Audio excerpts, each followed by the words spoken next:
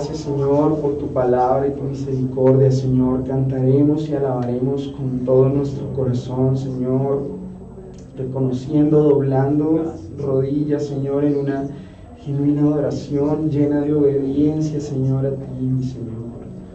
Gracias, Señor, gracias por tu iglesia, Señor, gracias por cada hermano que se acerca a ti, Señor, que dobla su rodilla ante ti, Señor, que reconoce que tú eres la roca de salvación, que tú eres nuestro refugio seguro. Aclamamos tu nombre, Señor, porque grande eres tú, Señor, porque no hay Dios como tú entre los dioses, no hay Dios puede hacer las obras como las haces tú, Señor. Gracias, Señor. Gracias, mi Señor. Oramos por cada hermano de la iglesia, mi Señor, por cada hermano que en este momento está pasando por dificultades, Señor, por la hermana Delfina, Señor, por esta enfermedad que le descubrieron, Señor. Oramos por ella, que tú seas teniendo misericordia, Señor, según tu buena voluntad, Señor. Te pedimos por ellas, por Claudia, Señor, que recién la operaron, Señor. Ayúdala, guárdala, Señor, fortalécela en estos tiempos, Señor, de cama, Señor, en que tiene que estar en reposo, Señor.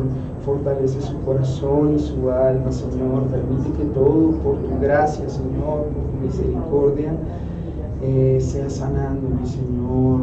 También, Señor, por Samuelito y Mateo, Señor, te pedimos que tú los ayudes, Señor, en su salud, mi Señor. Te colocamos, Señor, estos niños, Señor, que hacen parte de nuestra iglesia, Señor. Te pedimos por toda la iglesia en general, por cada hermano que se congrega allí en el sur, por aquellos hermanos, Señor, que hoy no han podido venir. Te pedimos por ellos, Señor. Te pedimos que sea tu misericordia y que sea tu gracia sobre ellos, Señor. Gracias, Señor, porque tú eres bueno, Señor, porque tú guardas a tu pueblo, Señor. Gracias por tu iglesia, Señor. Gracias por el lugar que tú tienes para la iglesia, Señor. Gracias, Señor, que tú eres bueno, Señor, y porque para siempre serán tus bondades, mi Señor. Gracias, Señor, en ti confiamos, Señor, porque tú has dado victoria a tu pueblo.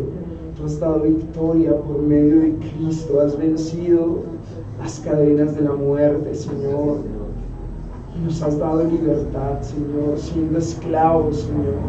Nos has dado victoria por medio de tu sangre, por medio del costo de tu sangre, Señor. Gracias, Señor, nos has dado libertad, nos has dado redención. Muchas gracias, Señor. Gracias, inmensa gratitud a ti, Señor. Inmensa gratitud a ti, Señor. Nos adoramos, nos postramos ante ti, Señor. Te adoramos, mi Señor. Cristo Rey victorioso, te adoramos, bendito Señor. Te has coronado sobre todo nombre, Cristo Rey, Señor.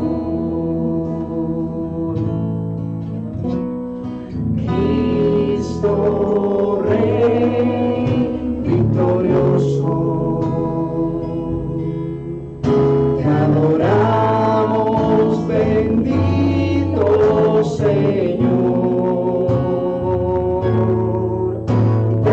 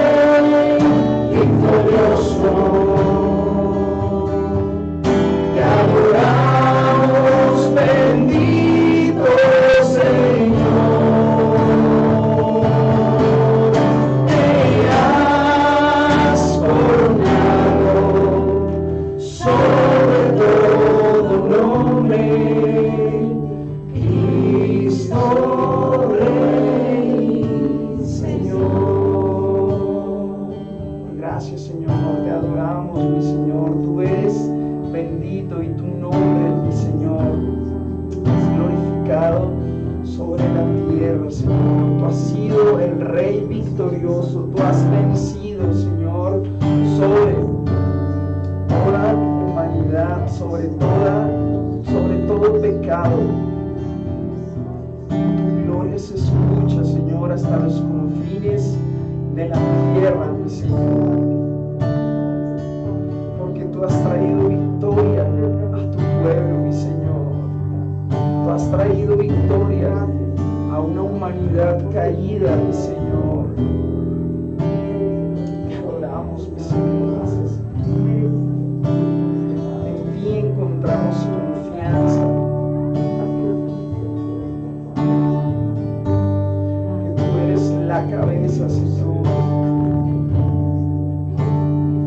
Tú eres, Señor, el centro.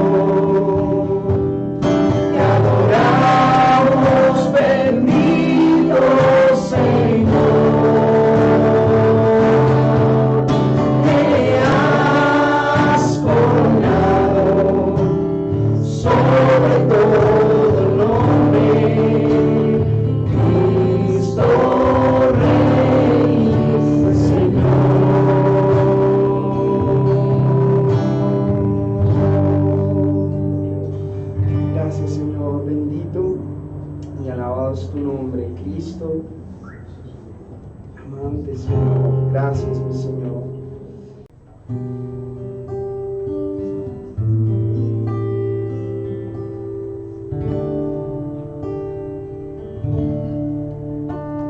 Jesús, Señor de la creación, siendo en forma de Dios, se despojó de sí mismo.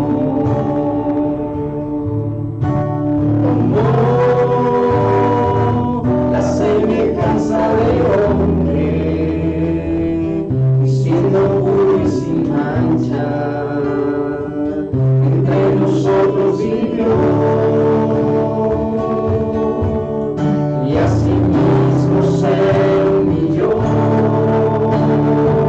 tomando forma de siervo, hasta su vida entregar, y en una cruz terminar.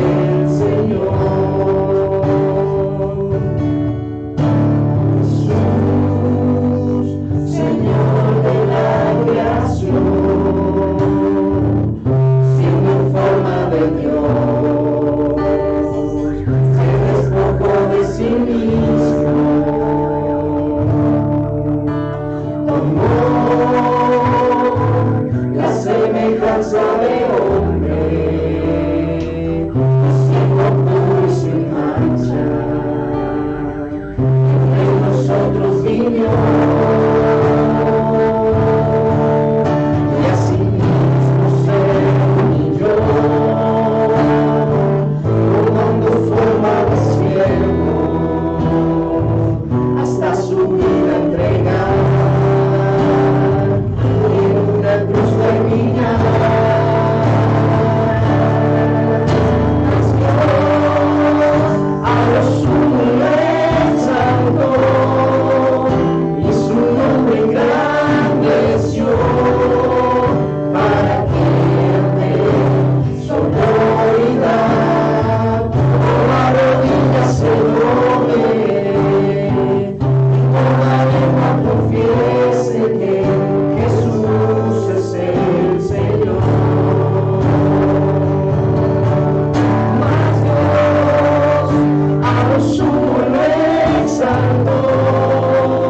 y su nombre engrandeció, para que ante su autoridad toda rodilla se doble y toda lengua confiese que Jesús es el Señor. Jesús, Señor de la creación, siendo en forma de Dios, se despojó de sí mismo, tomó la semejanza del hombre, siendo puro y sin mancha, entre nosotros vivió.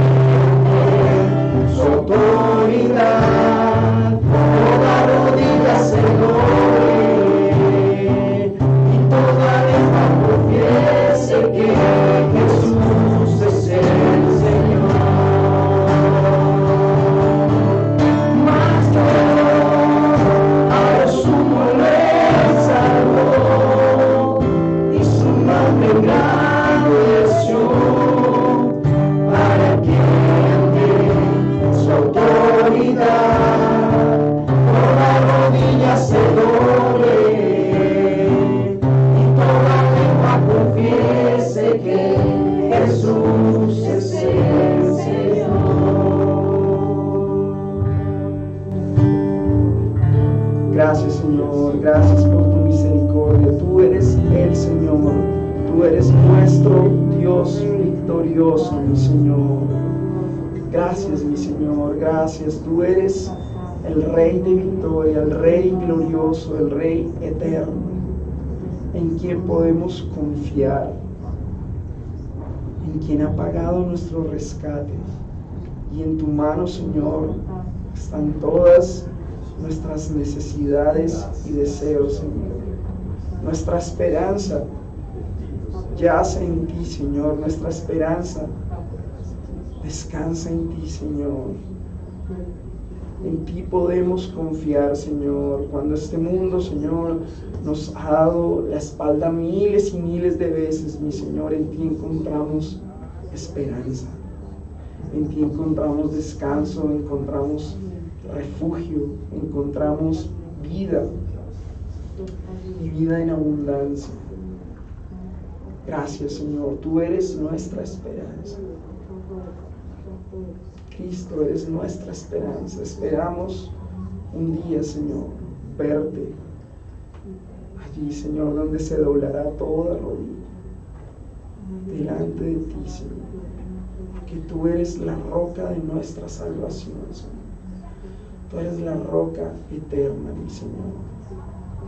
Gracias, Señor, por este tiempo, Señor.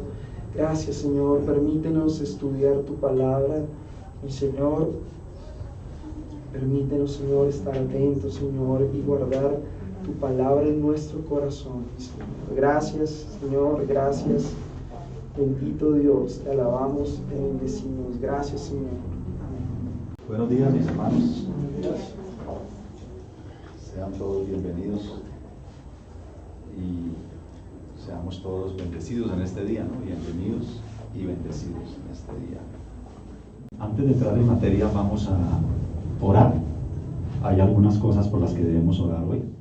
Padre, una vez más estamos aquí agradecidos contigo por este lugar y este espacio de tiempo que nos estás regalando para congregarnos en torno a tu palabra, que es Cristo, en torno a Cristo, y adorarlo, verlo claramente en tus palabras y poderlo adorar claramente para rendirnos a ti y para reconocer también nuestra pobre condición de pecadores.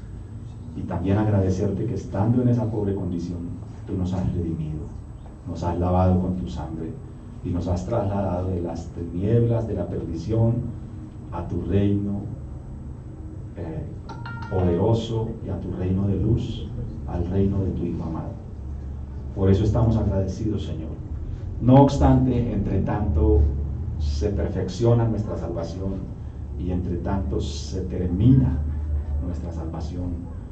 Estamos en un proceso de santificación en el cual hay dolor, en el cual hay enfermedad, hay necesidad, hay soledad, hay angustia, hay tristeza, hay lágrimas. Y esto es lo que hemos manifestado en este día, Señor. Hemos puesto algunos nombres aquí: Guillermo, la hermana Ligia, la hermana Claudia, los niños que mi hermana nombra, o los muchachos, y otros.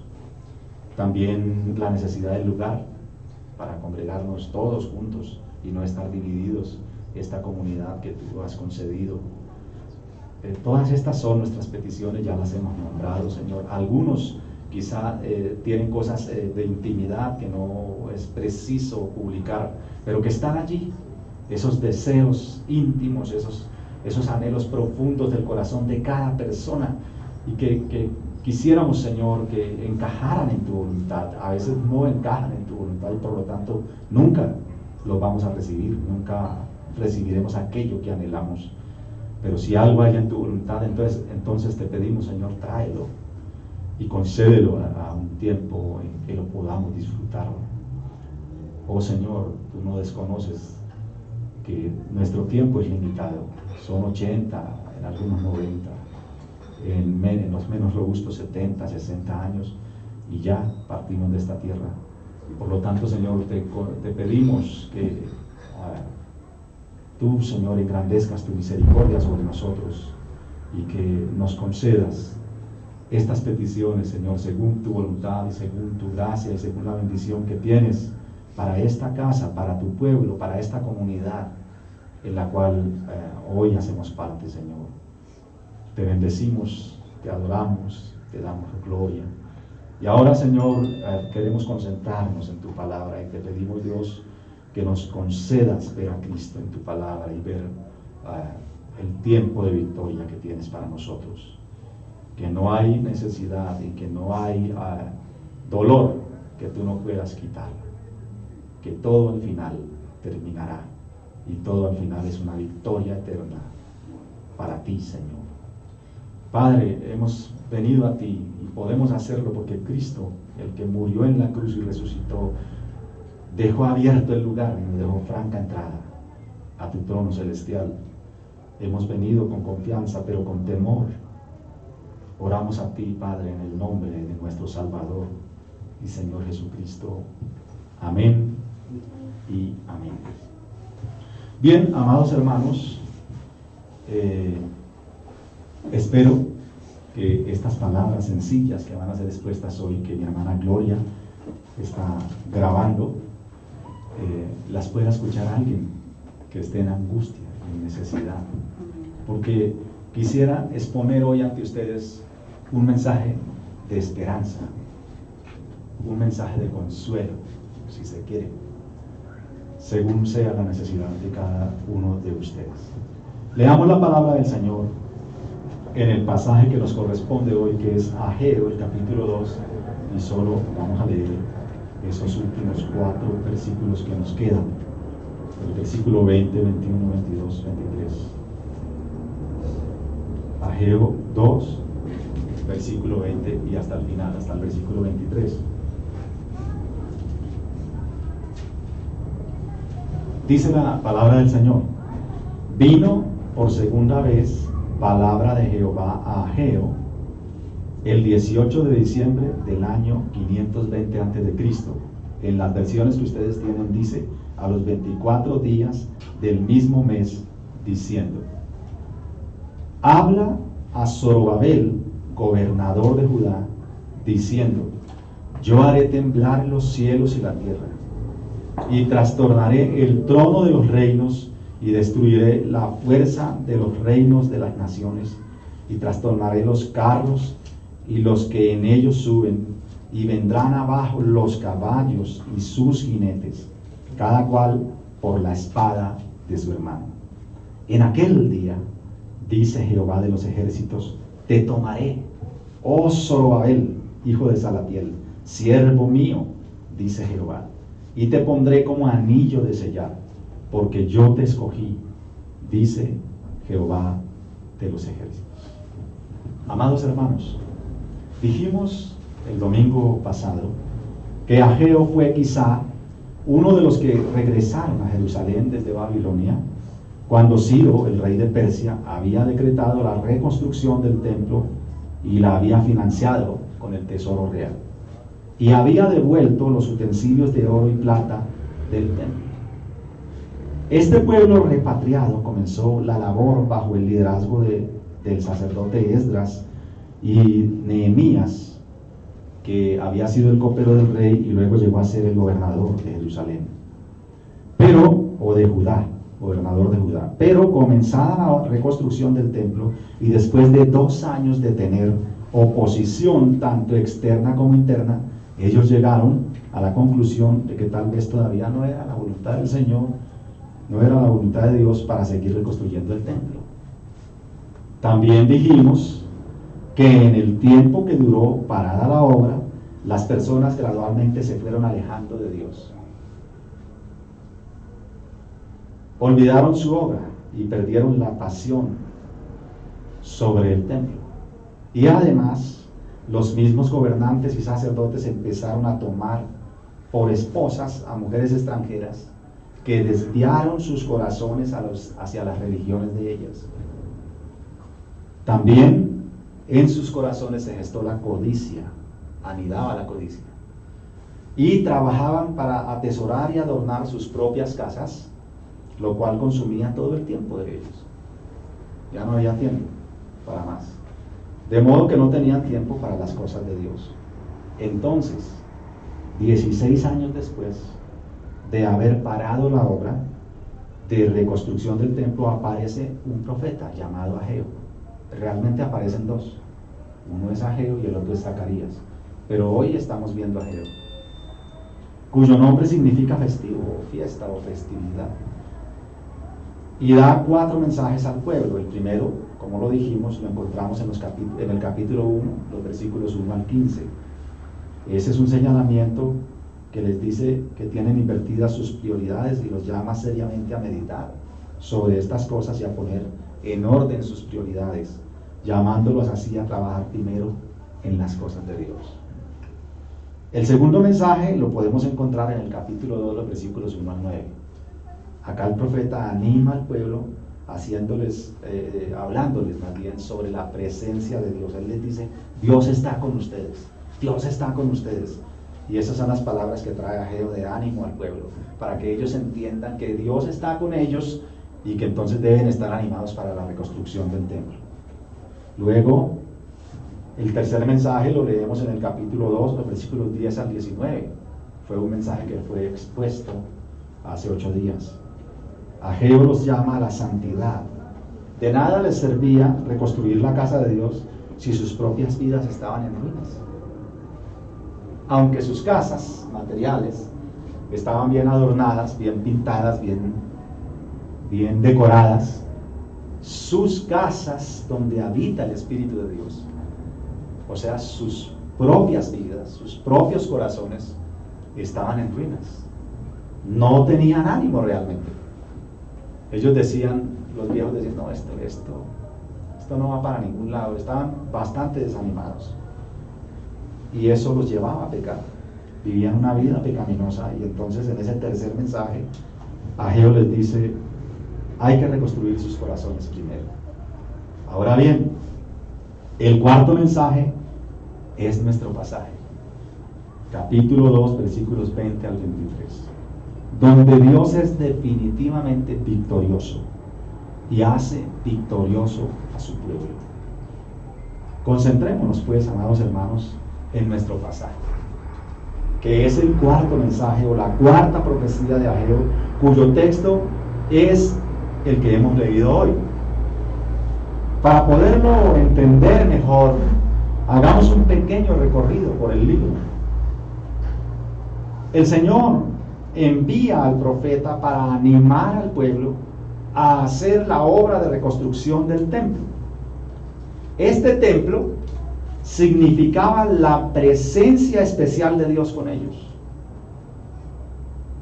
al punto de que si el pueblo no adoraba a Dios conforme a la voluntad de Dios y en el lugar donde Él lo estableció, entonces esto no era verdadera adoración.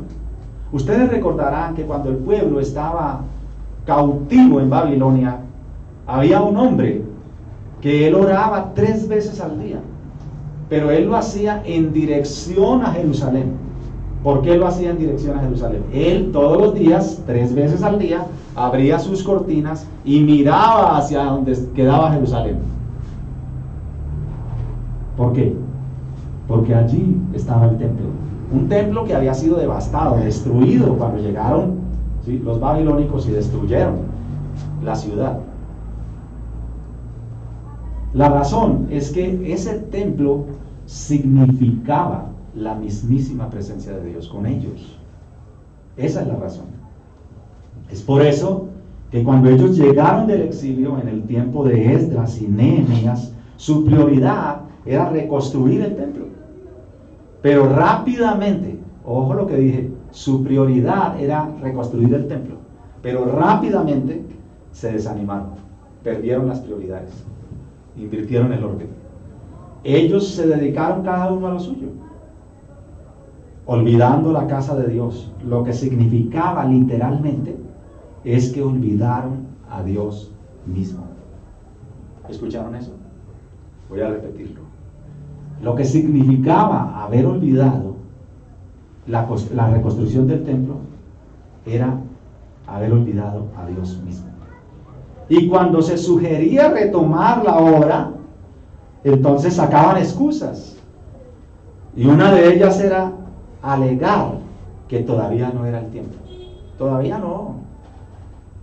Todavía no es el momento, esperemos. Todavía no es el tiempo. Así que la respuesta de Dios, por boca de Ageo, es una pregunta desafiante, como las preguntas de Dios. Una pregunta desafiante. ¿No es el tiempo para obedecer a Dios? Es una pregunta relevante para hoy. Hermanos, ¿no es el tiempo para obedecer a Dios? ¿Qué dicen ustedes? Esperamos a ver quién gana. Esperamos después del 19 a ver. O obedecemos a Dios ya. ¿Qué dicen ustedes? ¿No es el tiempo para obedecer a Dios? Es una pregunta desafiante que Dios le hace a la gente por boca de Ageo. ¿Este es un tiempo para que cada uno esté en lo suyo?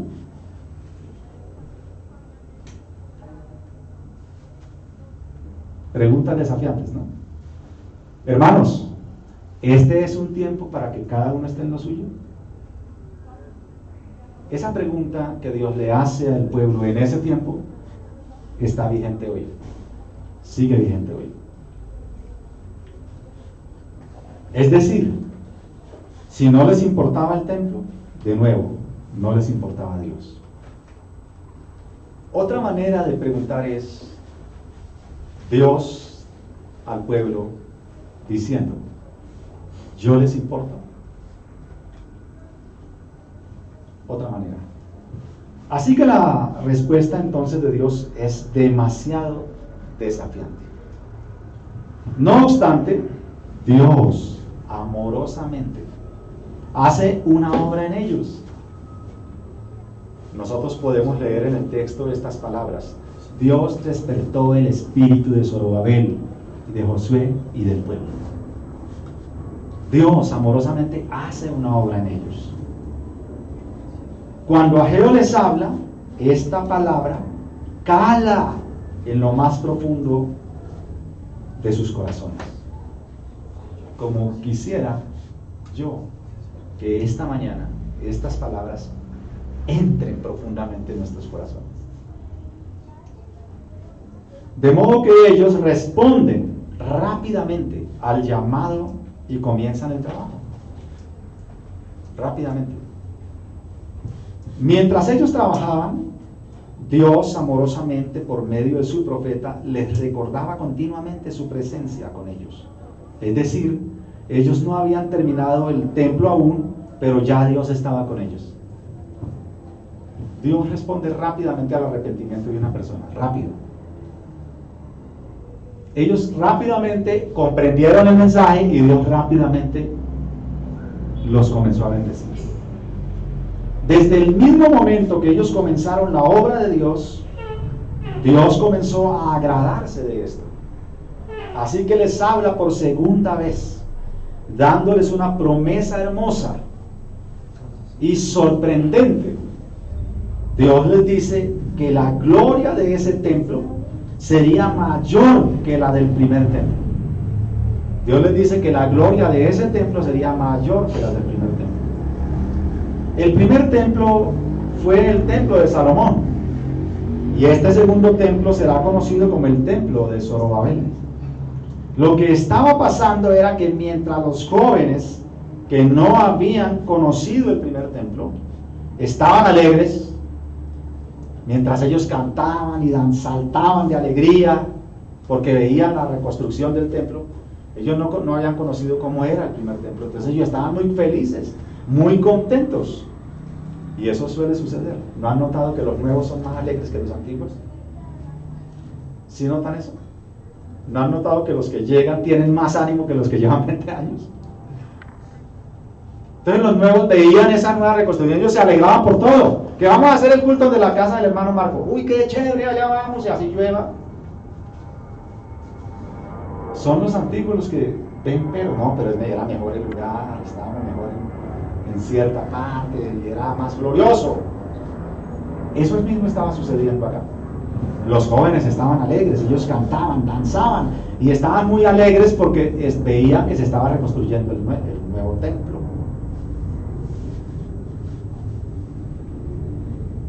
Pero por otro lado, los ancianos que sí habían conocido el templo de Salomón, el antiguo templo, o el primer templo, ellos estaban demasiado desanimados, bastante desanimados. Ellos veían muy pequeño ese templo nuevo. Esto está como pequeño, como que no es lo mismo. Ese segundo templo ellos lo veían no tan glorioso, no como había sido el primero. Estos ancianos añoraban los tiempos de otro rey. Y decían, este templo no se parece en nada al primero. En realidad, lo que ellos decían está en el versículo 2 del capítulo 2. Dice que ellos lo veían como nada. ¿Cómo les parece? Ellos veían el templo como nada, como que, este templo no, esas viquitas, ese saloncito, no me parece nada al templo de Salomón, que era grande, que era ostentoso, que era poderoso. Así que ellos, en cierta manera, en sus corazones, de alguna forma menospreciaban ese templo. Así que Dios les dice con respecto al templo que la gloria postrera será mayor que la primera. Dios les dice, vengan para acá, voy a decirles algo. La gloria postrera será mayor que la primera. Pero esa gloria no tenía mucho que ver con la estructura del templo. O sea, igual el templo se quedó así. Sino más bien tiene que ver, y tenía que ver en ese momento, con la presencia de Dios en el templo. Dios les dijo que enviaría al deseado de las naciones. Ese deseado de las naciones entraría al templo. Este deseado de las naciones santificaría el templo. Este deseado de las naciones limpiaría el templo. Y este deseado de las naciones llenaría el templo de la gloria de Dios. Esto es lo que leemos en 2:7. Y haré temblar a todas las naciones, y vendrá el deseado de todas las naciones, y llenaré de gloria esa casa, ha dicho Jehová de los ejércitos. Así que, hermanos, 500 años después, o 500 años más tarde, Cristo mismo entró al templo y limpió el templo. Él volcó las mesas de los cambistas, echó a los comerciantes, les dijo a estos mercaderes de la fe: ustedes son ladrones y han hecho de esta mi casa una cueva de ladrones, pero mi casa será llamada casa de oración. Cristo es la mismísima gloria de Dios. Ahora bien, este mensaje de santificación fue justamente el tercer mensaje que Ageo da a los sacerdotes, que serían servidores en ese templo. Han pasado 3 meses desde que Ageo les habló por primera vez y desde que ellos comenzaron a reconstruir, pero aún no ha habido en ellos un cambio significativo. De manera que Dios los confronta con su ley y les hace ver que su trabajo no es santo, puesto que sus corazones no son santos. Que esos sacrificios que ofrecían en el altar de un templo que aún no está reconstruido, en lugar de ser olor fragante para Dios, llega a ser un olor inmundo que de inmediato es rechazado por Dios. ¿Tú quieres ofrecer sacrificio en el altar, que es tu corazón? Tienes que reconstruirlo primero. En lugar de una ofrenda externa, lo que Dios quiere es una adoración sincera, una adoración en espíritu y en verdad. Dios les asegura que cuando esto suceda, inmediatamente su bendición vendrá sobre ellos en ese mismo día. Y ahí termina el tercer mensaje de Ageo. Ahora bien, hermanos, hemos llegado a la cuarta profecía, que aunque se da el mismo día de la tercera, en su contenido es un tanto diferente. Ahora Dios habla de manera individual a Zorobabel. El tercer mensaje fue para los sacerdotes. Este cuarto es para el gobernador Zorobabel. Mientras que las profecías anteriores con respecto a la bendición de Dios sobre el pueblo tienen que ver con los frutos de la tierra, esta profecía tiene que ver con seguridad espiritual. Esta profecía es una profecía en la que Dios le dice al pueblo que Él está manteniendo las bendiciones del pacto que Él hizo y que no los ha desechado, aunque ellos, por su pecado, fueron castigados y fueron deportados a una nación. Y ahora han regresado y están desanimados y ven ruinas, pero Dios no los ha desechado. Retóricamente, siglos más tarde, el apóstol Pablo le hace una pregunta a la iglesia en Roma, y en el mismo pasaje se halla la respuesta. Leamos Romanos 11, 1 al 5. Digo pues, ¿ha desechado Dios a su pueblo? En ninguna manera, porque también yo soy israelita, de la descendencia de Abraham, de la tribu de Benjamín. No ha desechado Dios a su pueblo, al cual desde antes conoció.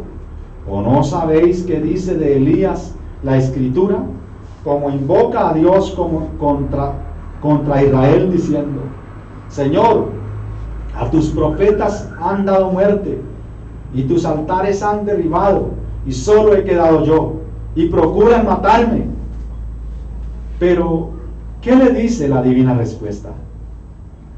Me he reservado 7,000 hombres que no han doblado la rodilla delante de Baal. Así también, aún en este tiempo, ha quedado un remanente escogido por gracia. Ahora bien, sabemos bien que el libro de Romanos explica con mucha claridad quién es el verdadero Israel. Y si leyendo el libro de Romanos tú no entendieras quién es el verdadero Israel, puedes remitirte al libro de los Gálatas, que es un gran comentario del libro de los Romanos, o de la carta a los Romanos. En la carta a los Gálatas aclara muy bien y comenta muy bien la carta a los Romanos, diciendo bien quién es el verdadero Israel.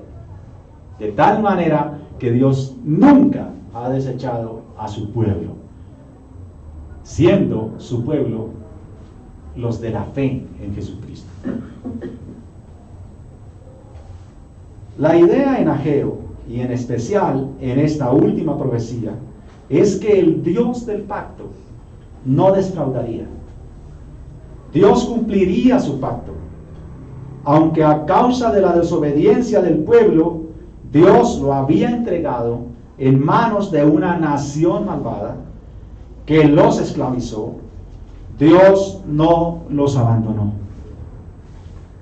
sino que estuvo todo el tiempo con ellos. Y ahora Él cumpliría su promesa o sus promesas. Así que el gran tema que subyace en estos versículos que hemos leído es que Cristo, el Mesías prometido, vendrá y conquistará a todas las naciones. Y esa es una razón suficiente y poderosa para ponerle un título a este sermón: el Rey que ha vencido y viene a vencer. El Rey que ha vencido y viene a vencer.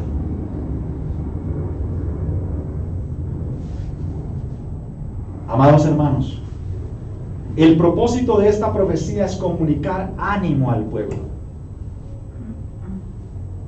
Por favor, hermanos, una vez más, mantengámonos dentro del contexto para poder entender. Israel había llegado a ser una gran nación. ¿Recuerdan ustedes que Israel estaba en un tiempo, y es el tiempo más oscuro, más tenebroso y más horrible quizá que haya vivido ese pueblo? Se conoce como el tiempo de los jueces. Allí, leyendo el libro de los jueces, podemos leer de los pecados más horrendos que se puedan cometer en la humanidad. Pero Israel, siendo gobernada por jueces, vio que las demás naciones eran gobernadas por reyes. Israel, entonces, quizá tuvo envidia, o dijo, bueno, ¿y nosotros por qué no somos gobernados por un rey? Así que el último gran juez de Israel lo llaman y le dicen: Samuel, pónganos un rey que nos gobierne. Samuel se estremece en su espíritu, en su corazón, y él dice: pero ¿acaso no tienen uno? ¿Acaso vuestro rey no es Dios? Pero es que queremos un rey visible, como lo tienen las demás naciones. Y Samuel se enoja mucho y va a Dios y ora, y Dios le dice a Samuel: no se preocupe, Samuel, vamos a darle al pueblo lo que está pidiendo. Ellos no te han desechado a ti, ellos me han desechado a mí. Ellos me están desechando a mí. Así que Dios les levanta un rey conforme al corazón del pueblo. ¿Y ese rey qué hace? Pues hace todo lo que los demás reyes de las demás naciones hacen. Y Dios desecha a ese rey. No es el rey conforme al corazón de Dios, es un rey conforme al corazón del pueblo. Pero Dios dice: me levantaré un rey conforme a mi corazón.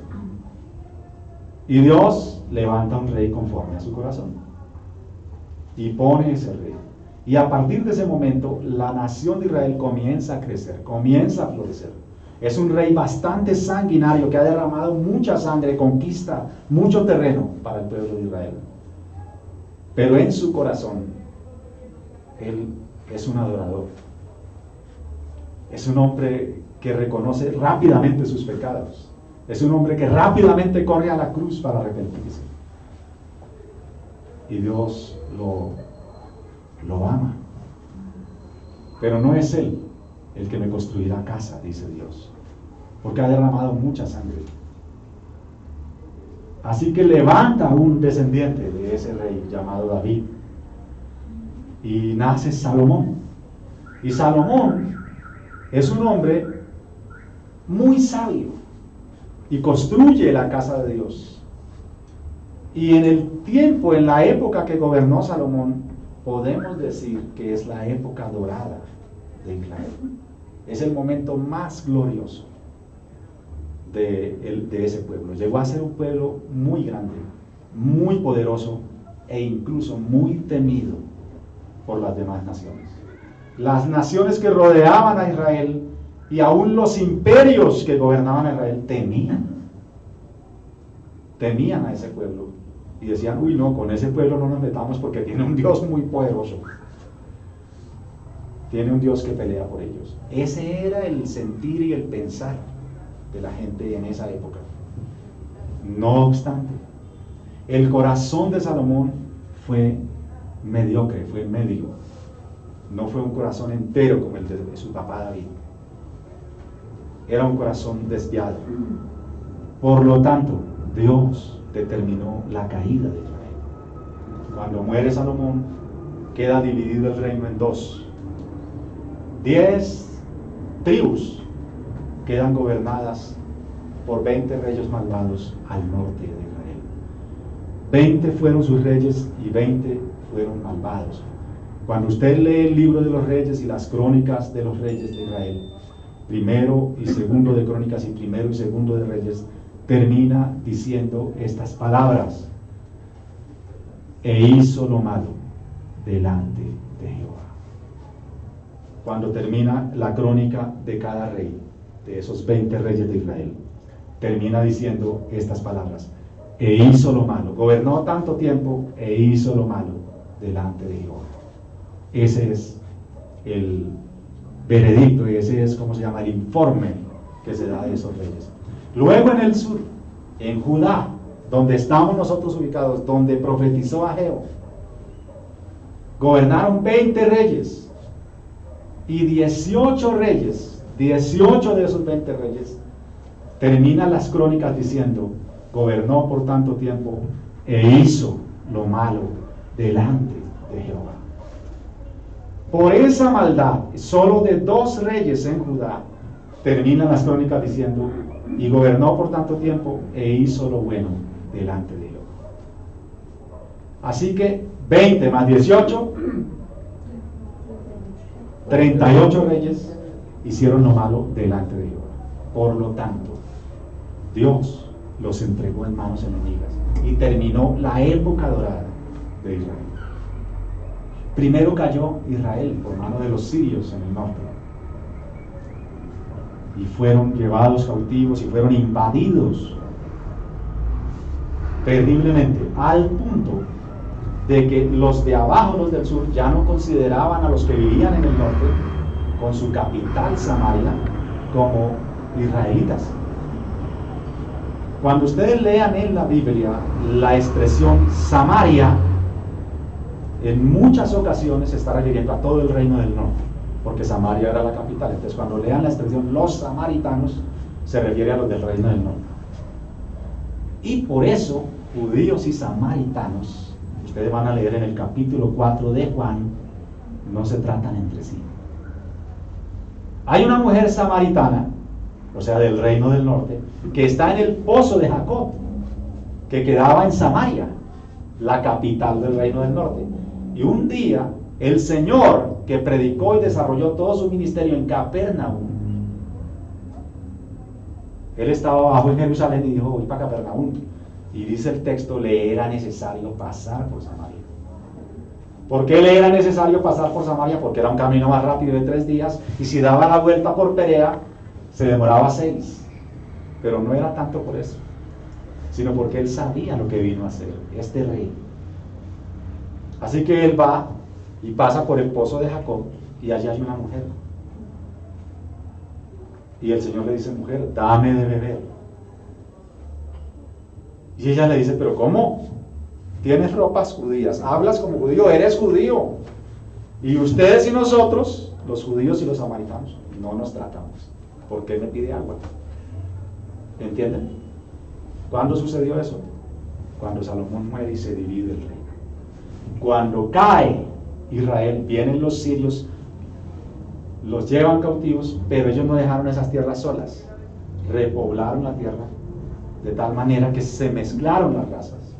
Y Israel perdió completamente su identidad y ya no se sabía quién es quién. Más tarde, el reino del sur se mantenía porque 2 reyes hicieron lo bueno delante de Jehová. Duraron un poquito más. Sin embargo, como los 18 reyes después hicieron lo malo delante de Jehová, Dios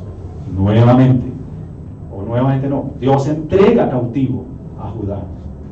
Viene un reino muy poderoso con un rey muy poderoso llamado Nabucodonosor, muy famoso entre los evangélicos.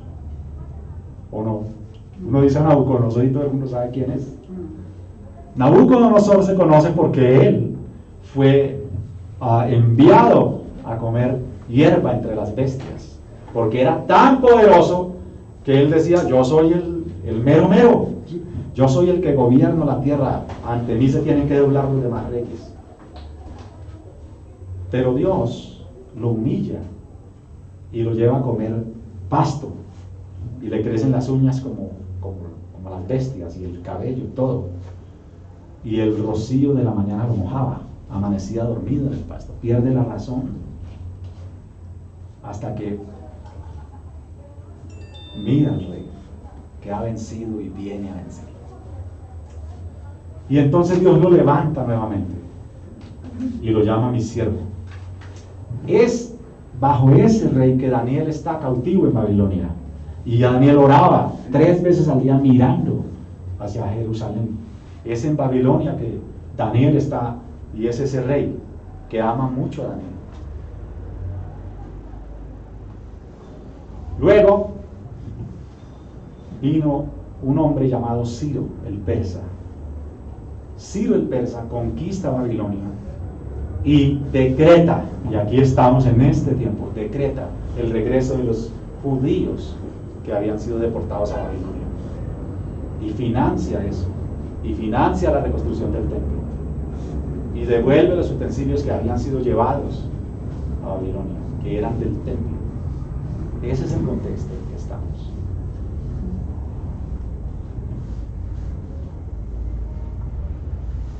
Cuando Ciro el persa pasa, viene otro rey que se llama Darío, y en ese contexto está Ageo. Ahí estamos. Recuerden el texto: en el año del rey Darío, en el año 520 antes de Cristo del rey Darío, y vienen las fechas. Ustedes van a leer eso en el libro de Ageo. Este pueblo, que antes había sido temido, ahora es despreciado por las demás naciones. Y en el 520 los judíos en realidad eran vistos como nada. Habían regresado, pero eran un pueblo. ¿Cuánto se demora un pueblo después de que es deportado en recomponerse? Así que las demás naciones los veían como unos pueblitos, como nada. Así eran vistos ellos.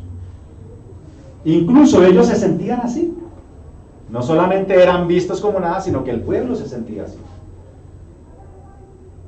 Si bien es cierto que ellos reconstruían el templo, no desconocían su realidad en la que estaban. Ellos podían sentir las conquistas de los imperios que los rodeaban. Ellos escuchaban: uy, los persas conquistaron allí. Y había otro rey por ahí que se estaba levantando, muy conocido en la historia contemporánea, Alejandro Magno, que viene y conquista muchos pueblos, entre esos está Israel. Y después de eso se va a levantar un imperio muy poderoso que se llama el Imperio Romano, que es bajo el cual nace nuestro Salvador. Viene a la tierra. Así que ellos se sentían así. ¿Cómo puede sentirse un pueblo que no tiene organización política, no tiene poderío militar, no tiene poder económico, no tiene nada? Ellos se sentían así, se sabían así. Ese es el contexto. Y ahora los hermanos que juzgaron a esos ancianos pueden entenderlos. Ay, no, yo estaba juzgando mal a esos ancianos. ¿Entienden?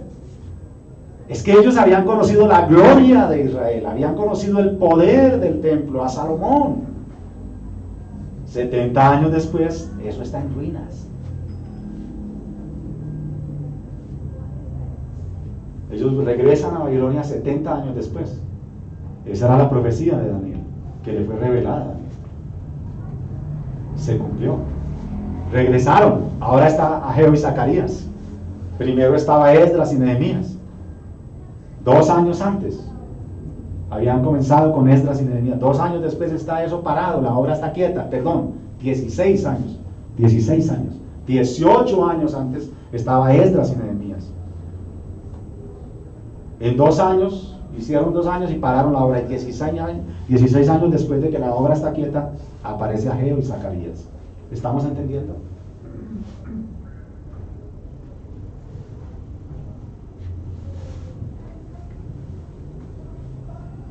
En cuanto a los viejos, su mente constantemente volvía al templo antiguo, recordando las viejas glorias de su época y su magnitud y la magnitud del antiguo templo.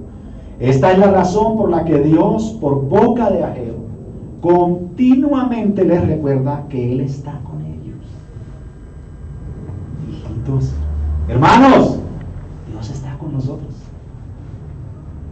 ¿Pueden entenderlo? ¿Pueden traer eso a nuestro contexto? Hermano, Dios está contigo. ¿Qué tienes? No, es que la empresa, es que tal. Dios está contigo, hermano. Dios está contigo, hermano. En tu dolor, en tu soledad, en tu necesidad, en tu enfermedad, en tu angustia, en tu llanto, en tu debilidad. Dios está contigo. Ese es el mensaje central casi de Ageo. Dios está con ustedes. No, pero es que mire Persia, pero es que mire, no. Dios está contigo. Dios está contigo. Yo, Jehová, estoy con vosotros. Dice constantemente el libro de Ageo. Dice recurrente. Ahora bien, hermanos, este último mensaje de Ageo no solo es para su tiempo, el mensaje de Zorobabel, el que estamos hoy leyendo, sino que además señala el tiempo final. O sea, es un mensaje para nosotros. O señala los últimos tiempos. Cristo vino y murió en la cruz, redimiéndonos del pecado. Y aunque ya disfrutamos por anticipado de su gloria, aún esperamos la manifestación gloriosa de nuestro Señor Jesucristo. Y ese es el mensaje de Ageo. Cristo viene. Cuando Cristo murió en la cruz, la tierra se estremeció, hermanos. Y el sol dejó de dar su resplandor, su brillo. Hubo tinieblas en la tierra. Y los cimientos del mundo se sacudieron. Pero el libro de Hebreos nos dice que aún falta todavía un temblor mayor. Pronto las potencias de los cielos serán conmovidas. Pronto sonará una gran trompeta de victoria. Una trompeta de triunfo. Por ahora, esta predicación, amados hermanos, es un sonido de trompeta de advertencia. Dios te está advirtiendo hoy. Hebreos 12, 18 al 29. Es un pasaje largo, pero permítame leerlo. Porque no os habéis acercado al monte que se podía palpar y que ardía en fuego, a la oscuridad, a las tinieblas y a la tempestad, al sonido de la trompeta y a la voz que habla, la cual los que la oyeron rogaron que no se les hablase más, porque no podían soportar lo que se ordenaba. Si aún una bestia tocar el monte, será apedreada o pasada con dardo. Y tan terrible era lo que se veía, que Moisés dijo: espantado estoy, temblando. Hebreos 12, 18 al 29, voy en el versículo 22, voy a repetirlo. Sino que os habéis acercado al monte de Sión, a la ciudad del Dios vivo, Jerusalén la celestial, a la compañía de muchos millares de ángeles, a la congregación de los primogénitos que están inscritos en los cielos, a Dios el juez de todos, a los espíritus de los justos hechos perfectos, a Jesús, escuchen bien, os habéis acercado a Jesús, el mediador del nuevo pacto, y a la sangre rociada que habla mejor que la de Abel. Mirad, que no desechéis al que habla, porque si no escaparon aquellos que desecharon al que los amonestaba en la tierra, mucho menos nosotros, si desecháremos al que amonesta desde los cielos, la voz del cual conmovió entonces la tierra. Este es mi Hijo amado, en el cual me complazco. La voz del cual conmovió entonces la tierra, pero ahora ha prometido diciendo, aún una vez, y conmoveré no solamente la tierra, sino también el cielo. Y esta frase, aún una vez, indica la remoción de las cosas movibles como cosas hechas para que queden las inconmovibles. Así que, recibiendo nosotros un reino inconmovible, tengamos gratitud y mediante ella sirvamos a Dios agradándole con temor y reverencia, porque nuestro Dios es fuego consumidor. Así que la profecía, hermanos, de Ageo a Zorobabel es: Cristo viene pronto. Permítanme decirlo así. Cristo, hermanos, viene pronto. Hermanos, Cristo viene pronto.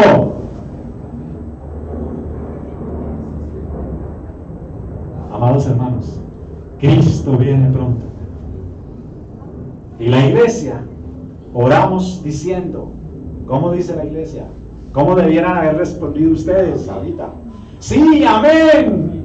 Ven, Señor, apresúrate a socorrernos, apresura tus pasos, ven. Esa es la respuesta de la iglesia. Así es que responde el creyente a esa voz de esperanza. Es una trompeta de advertencia, pero es una trompeta de esperanza. Cristo viene pronto. Amén. Qué bueno que fuera hoy. Tremenda bendición. Se acaba el problema del lugar. Se acaba el problema de que estamos divididos. Se acaban todos los problemas. Pero para muchos comienzan los verdaderos problemas. No para la iglesia, no para el creyente. Todo verdadero creyente anhela en lo profundo de su corazón que Cristo venga ya. Voy a repetir eso. Todo verdadero creyente anhela en lo profundo de su ser que Cristo venga ya. Por favor, que fuera hoy, que fuera ya. Sin importar, hermanos, cuál sea la situación del mundo, esta es la esperanza de la iglesia. Una esperanza viva. Así que la profecía de Ageo le dice a Zorobabel que el mismísimo Señor vendría y consumaría para siempre su reino. De modo que la realidad divina que Ageo nos muestra es que el Señor triunfará sobre todos los pueblos, que Él viene para reinar sobre todas las naciones. Así pues, el pueblo de Dios estará seguro con Él para siempre. Sin importar cuánta oposición, cuánta persecución, cuánta seducción reciba el pueblo de Dios, no importa cuánto dolor, cuánto quebranto, cuánto sufrimiento experimentemos por nuestra fe en Jesucristo, Cristo es el Rey que ha vencido y viene a vencer. Hagamos, hermanos, una aplicación a nuestra realidad como comunidad. El mensaje es: no importa si nos vemos como una comunidad débil, como una iglesia pequeña, como un grupo sin mucho futuro. No importa. Les digo, hermanos, Cristo es el Rey que ha vencido y viene a vencer. Este es el mensaje de hoy, no es más, un solo punto. ¿Vieron que no di puntos? Cristo es el Rey que ha vencido y viene a vencer. Amados hermanos, si aplicamos esto de manera personal, ¿qué importa la circunstancia por la que estás pasando hoy? El mensaje hoy es de alta esperanza, hermanos. Cristo viene. Cristo es el Rey que venció y viene a vencer. Hermanos, la fortaleza de la iglesia no está en los números. No es el número de miembros lo que la hace fuerte. No es el número de ceros que tenga la cuenta en el banco lo que la hace fuerte. No es el lugar lo que la hace fuerte. No es el tipo de edificio que tenga lo que la hace fuerte. Lo que la hace fuerte, amados hermanos, es el mismo Señor que ha vencido y viene a vencer. La iglesia es triunfante porque Cristo es triunfante. Casi que ahí podía terminar, pero voy a seguir. Dios dice en los versículos 21 y 22 cómo va a lograr esa victoria. Dios le dice a Zorobabel por boca de Ageo que él derrocará todos los reinos de la tierra. Así que no es el pueblo, sino Dios el que lo hará. El Señor dice, no es con espada, es con mi espíritu. Eso es lo que le va a decir al mismo pueblo, ya no por boca de Ageo, sino por boca de Zacarías. Y se lo va a decir a Zorobabel. Escuchen lo que le dice en el capítulo 4, versículo 6. Entonces respondió y me habló diciendo, Zacarías 4:6, esta es palabra de Jehová a Zorobabel, que dice, no con ejército, ni con fuerza, sino con mi espíritu, ha dicho Jehová de los ejércitos. El pueblo ya lo había visto en la antigüedad, cuando Dios mismo destruyó los carros de Faraón. No hay ninguna batalla que Dios haya perdido. No existe esa batalla. Hermanos, permítanme preguntarles algo hoy y pueden responder. ¿Hay algo imposible para Dios? ¿Hay alguna batalla que Dios haya perdido? ¿Saben, hermanos, cuántas veces está la palabra Jehová en el libro de Ageo? Está 35 veces. ¿Saben cuántas veces está la expresión Jehová de los ejércitos en el libro de Ageo? Está 14 veces. Hermanos, yo me tomé el tiempo de contarlas para ustedes y de subrayarlas en mi Biblia. Lo que ustedes ven en azul son la expresión Jehová de los ejércitos. 14 veces. ¿Cuál será el tema de Ageo? 35 veces la palabra Jehová y 14 veces la expresión Jehová de los ejércitos. Lo que ustedes ven en rayas rojas es la palabra Jehová. Amados hermanos, como dije antes, este es un sermón o una predicación de alta esperanza para un pueblo que puede verse pequeño, minimizado, opaco, no sobresaliente. Quiero decirles que el Dios de ese pueblo es Jehová de los ejércitos, y que como consigamos las cosas, no va a ser por su esfuerzo. Estoy desanimando a que no se esfuerce. Estoy desanimándolo en su esfuerzo. ¿Estoy alentándolo a que no se esfuerce? No. Esforzados, erguidos, Levantad vuestras cabezas y sabed que vuestra redención está cerca. Cristo viene. Él es el Rey que ha vencido y viene a vencer. Pero es con su espíritu, es con su poder.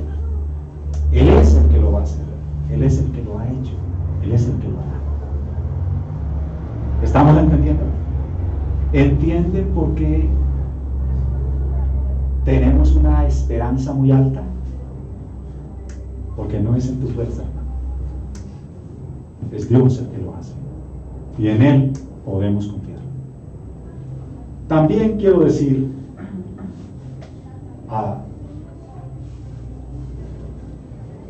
que este es un mensaje de llamado y desafío.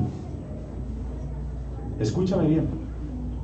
Si tú todavía no has confiado en Él, todavía no has confiado en Cristo, todavía no esperas en Él en la vida, quizá lo has hecho teóricamente, pero en la práctica no, entonces el mensaje te está desafiando. La única manera de que seas salvo cuando Cristo venga es que confíes en Él, que pongas toda tu esperanza en Él. Un día las naciones se van a arrodillar delante de Él. Este es un mensaje de juicio también. Es un mensaje de esperanza, pero es un mensaje de juicio, el de Ageo para Zorobabel. Escuchen bien lo que Pablo escribió a la iglesia en Filipo, la primera iglesia europea que él fundó. Escuchen bien, Filipenses 2, 6 al 11. El cual, siendo en forma de Dios, no estimó el ser igual a Dios como cosa a que aferrarse, sino que se despojó de sí mismo, tomando forma de siervo, hecho semejante a los hombres, y estando en la condición de hombre se humilló a sí mismo, haciéndose obediente hasta la muerte, y muerte de cruz. Por lo cual Dios también le exaltó hasta lo sumo, y le dio un nombre que es sobre todo nombre, para que en el nombre de Jesús se doble toda rodilla de los que están en los cielos y en la tierra y debajo de la tierra, y toda lengua confiese que Jesucristo es el Señor, para gloria de Dios Padre. Amados hermanos, si tú no doblas tus rodillas voluntariamente, tus rodillas un día serán quebradas. Serán quebradas. Es mejor, escúchame bien, oyente, que vengas hoy voluntariamente y te dobles ante el Rey, que dobles tus rodillas ante el Rey, porque un día, cuando Él venga, todas las rodillas serán quebradas. El que no se haya doblado voluntariamente sus rodillas serán quebradas, y toda lengua que lo maldijo, toda lengua que lo rechazó, toda lengua que lo negó, ese día dirán, como dijo el romano que estaba ese día en la cruz, verdaderamente este es el Hijo de Dios. Así que el llamado es hoy, pecador, ven. No te creas tan santo, dobla tus rodillas, póstrate ante Dios y di: Señor, en la iglesia soy el peor, perdóname, Señor, ayúdame, levanta mi vida, Señor, para tu gloria, concédeme la santidad que tú demandas, concédeme la vida piadosa que tú demandas, sálvame, Señor, porque solo tú puedes salvarme. Es solo con tu espíritu, no es con mi fuerza, es en tu fuerza, Señor, y yo lo reconozco hoy. Mira, si tú haces esto hoy, con todo tu corazón y con todas las fuerzas de tu ser, tú serás salvado. Vamos a orar.